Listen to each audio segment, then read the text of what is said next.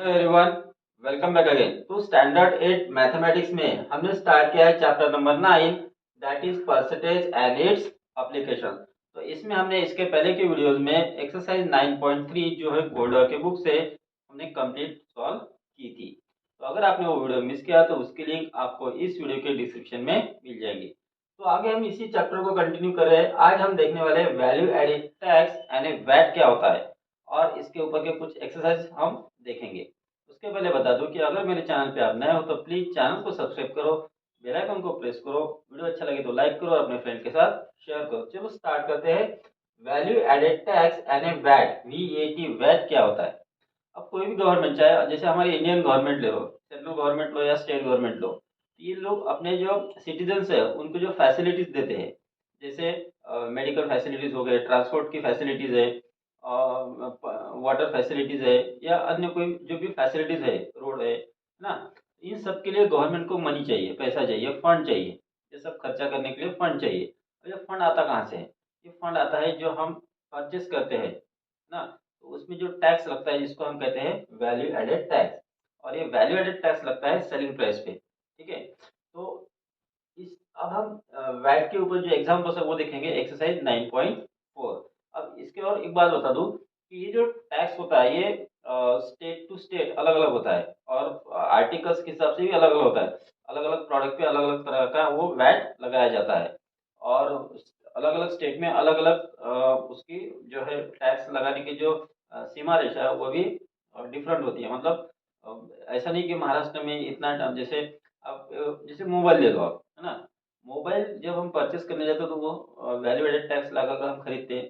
अब वही मोबाइल अगर आप दूसरे स्टेट में लेके जाओ तो जो टैक्स यहाँ पे लगाता हो सकता है उससे कम लगे या फिर उससे ज़्यादा लगे। तो इस तरह से स्टेट टू स्टेट ये बदलते रहता है। Got it? So now we will see question number one. Suresh purchased a watch for rupees 810. 810 rupees की उसने वॉच को परचेस किया। इसमें ये वैट लगाकर 810 रुपीज हो गया। हमें फाइंड करनी है उसकी मार्क प्राइस। वैट कितना लगा है? 8%। तो वैट जो लगा है वो उसके मार्क प्राइस पे लगा, फिर जाकर वो सेलिंग प्राइस बनी, यानी mark price plus VAT is equal to होता है सेलिंग प्राइस। तो पहले हम जो दिया है वो लिख लेंगे। क्या दिया है? Selling price is equal to दिया है 810, है ना। वैट कितना दिया है? V A T VAT is equal to दिया है 8%। हमें फाइंड करनी है मार्क प्राइस। तो मार्क प्राइस हमें पता नहीं, उसको मान लेते हैं x. So right here let mark price of a watch be rupees x. X rupees watch price की, वॉच की मार्क प्राइस है। अब एक्स रुपीज पे 8% वैट लगा, तो कितना वैट लगा? Therefore will find VAT.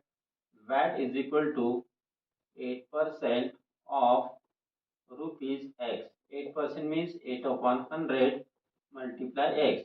See, 8 and 100 are divisible by 4. So we will divide it. 4 to the 8 upon 25 into x, यानी 2x upon 25 हो गया। तो इतने रुपीज वैट लगा। अब देखो, इस ये वैट और ये mark price, VAT plus mark price is equal to होता है selling price. therefore we can write here VAT plus mark price यानी एमपी इज इक्वल टू होती है सेलिंग प्राइस। वैट कितना है? 2x upon 25 plus mark price है x is equal to selling price कितनी है? 810। अब इसको यहाँ पे हम सॉल्व करेंगे। डिनोमिनेटर सेम करेंगे, 25 को x से मल्टीप्लाई कर लो, या x को 25 से मल्टीप्लाई करेंगे। Therefore we get here 2x plus 25 into x हो गया 25x, दोनों का कॉमन डिनोमिनेटर हो गया 25 इक्वल टू 810। अब 25 को आरएचएस में ट्रांसपोज करेंगे। Therefore you will get here 2x plus 25x यानी 27x इक्वल टू 810 मल्टीप्लाई 25। अब यहाँ पे आप इनकी मल्टीप्लिकेशन मत करो, क्योंकि 27 जब आरएचएस में जाएगा तो यहाँ पे कैलकुलेट हो सकता है। Therefore x equal to 810 multiply 25 upon 27। देखो 27 से 81 डिविजिबल है, तो 27 वन जार, 27 थ्री जार, ये 3 और 0 यानी 30 मल्टीप्लाई 25, 25 थ्री जार 75, एक 0 लगा दो, तो 750 ये हो गई उस वॉच की mark price. So we write last answer. Therefore the mark price, the mark price of a watch is ₹750। इस तरह से हमें इस क्वेश्चन को सॉल्व करना है। Got it. Next we will see question number 2। The list price of a shirt is 650। तो ये शर्ट की प्राइस है। If value added tax 12% is charge on it, how much will I have to pay for the shirt. मतलब list price मतलब ये हो गया mark price, और इस मार्क प्राइस में हम ऐड करेंगे 12% टैक्स, और फिर हम इसकी सेलिंग प्राइस फाइंड करेंगे जो इसको पेड करनी है। ठीक है, so first we will write here mark price of a shirt यानी MP. Mark price of a shirt is equal to the है ₹650। फिर वैट कितना दिया है, वैट इज इक्वल टू है 12% हम फाइंड करेंगे। वैट जो होता है वो मार्क प्राइस से हम फाइंड करते हैं। VAT is equal to 12% of ₹650। Solve करेंगे, 12 upon 100 multiply 650, so 1 0 get cancel। now these two numbers are divisible by 2, so we get 2 से डिवाइड करो, 2 6 जा 2, 5 जा into 65, 5 से 65 को डिवाइड होता है, 5 1 जा 5, 13 जा एंड 36 जा 78। ठीक है, तो 78 रुपीज वैट उस पे लगा है। अब ये वैट और ये मार्क प्राइस मिलकर हो जाती है selling price. So will find selling price. Therefore selling price is equal to, formula क्या है हमारा, mark price plus VAT is equal to, mark price कितनी है 650, तो 650 plus 78, so we get here 8 plus 0 8, 7 plus 5 12 2 carry 1, यहाँ पे आ गया 728। ये हो गए उसके, मतलब इतने रुपीज उसको देने पड़ेंगे। सो विल राइट हियर, यहाँ पे पूछा है how much will I have to pay, so we'll write here you have to pay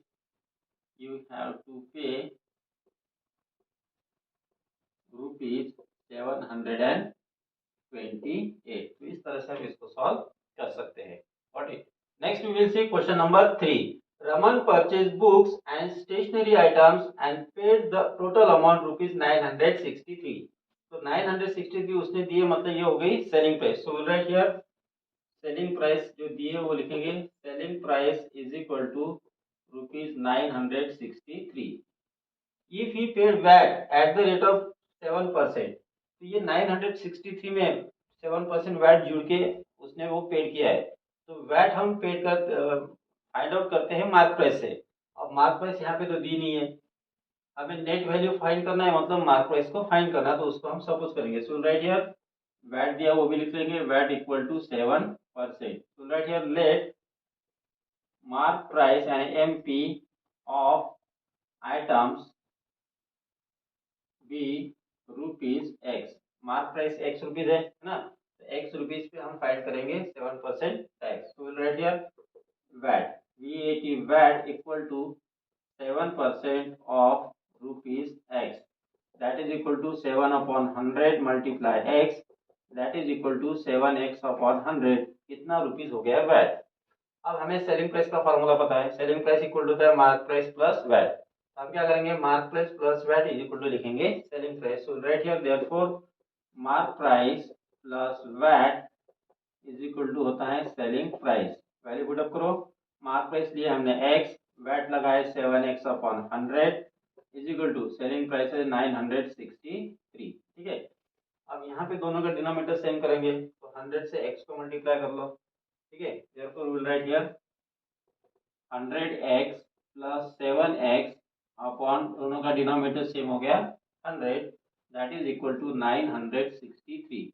100 को आरएचएस में ट्रांसपोज करेंगे, therefore we will get here 107x equal to 963 multiply 100। अब यहाँ पर आप कैलकुलेट मत करो, 107 से 963 को डिवाइड हो सकता है। अब हम क्या करेंगे, 107 को आरएचएस में ट्रांसपोज कर दो, therefore we will write here x equal to 963 multiply 100 upon 107। अब 107 से 963 को डिवाइड हो सकता है, क्योंकि देखो 7 के टेबल में 3 आता है, 7 9 जा 63 है ना, तो 3 आता है यूनिट प्लेस में। तो 107 को आप 9 से मल्टीप्लाई करके देखेंगे, 9 7 जा 63 कैरी 6, 9 0 जा 0, 6 9 1 जा 9 आता है। तो विल राइट हियर 107 1 जा और यहाँ पे आ गए 9 जा, तो विल राइट हियर तो 9 into 100 that is equal to हो गया 900। अब हमें क्या फाइंड करना था, what was the value, net value of the items purchase. Therefore we will last answer, therefore the net value of the items purchase was ₹900। इस तरह से हम इस क्वेश्चन को सॉल्व कर सकते हैं। Got it. Next we will see question number 4। I purchase a computer set with accessories for ₹28,000। एक कंप्यूटर को परचेस किया है एक्सेसरीज के साथ। तो परचेस किया मतलब ये होगी उसकी selling price. So will write here selling price of computer. Selling price of computer is equal to ₹28,000। आगे देखो क्या कहा है, इंक्लूडिंग वैट 12%। तो वैट लगा है 12%, so will write here VAT is equal to 12%। How much VAT did I pay, तो कितना रुपीज वैट दिया वो फाइंड करना है। फिर what was the net value of the items purchase, तो जो कंप्यूटर है उसकी जो नेट वैल्यू वो भी हमें फाइंड करना है। तो जो नेट वैल्यू है मतलब मार्क प्राइस जो है वो हम मान लेते हैं x. So will write here let mark price of the items be rupees x। अब x रुपीज पे 12% वैट लगा यानी कितना रुपीज लगा वो फाइंड करेंगे। therefore we write here VAT is equal to 12% of rupees x। so 12% means 12 upon 100 multiply x। अब देखो दोनों को 4 से डिवाइड होता है, so we get here 4 3 are 12, 4 25 are multiply x that is equal to हो गया 3x upon 25। इतने रुपीज लग गया वैट। अब हमें फाइंड करनी है उसकी नेट प्राइस। तो हम फार्मूला हमें पता है, mark price plus net price is equal to होता है selling price. So right here mark price plus VAT is equal to होता है selling price. Therefore mark price कितनी है x रुपीज, वैट कितना है 3x अपॉन 25 और सेलिंग प्राइस कितनी है 28,000। सो विल राइट हियर 28,000। तो डिनोमिनेटर सेम करेंगे, 25 को x से मल्टीप्लाई करो, 25 into x that is 25x plus 3x, denominator हो गया सेम इज इक्वल टू 28,000। अब 25 को आरएचएस में ट्रांसपोज करेंगे, therefore will get here 25x plus 3x, इसको ऐड कर सकते हैं, कितना आता है 28x is equal to 28,000 multiply 25। 28 को आरएचएस में ट्रांसपोज करेंगे, therefore will get here x equal to 28,000 multiply 25 upon 28। 28 one जा हो गया, वन के सामने 30 लगाओ, multiply 25 that is equal to 25,000। ये हो गई नेट प्राइस। अब हमें तो वैट भी फाइंड करना था और वैट कितना था हमारा 3x अपॉन 25। इसमें x की वैल्यू अगर हम पुट अप करेंगे तो हमें मिलेगा VAT. Therefore we will write here VAT is equal to 3x upon 25 is equal to 3 multiply 25,000 upon 25। 25 ones are 25 that is equal to 3 into 1000 हो गया, that is equal to आ गया 3000। तो 3000 रुपीज वैट लगा है इस कंप्यूटर और accessories पे। ठीक है, so that last answer।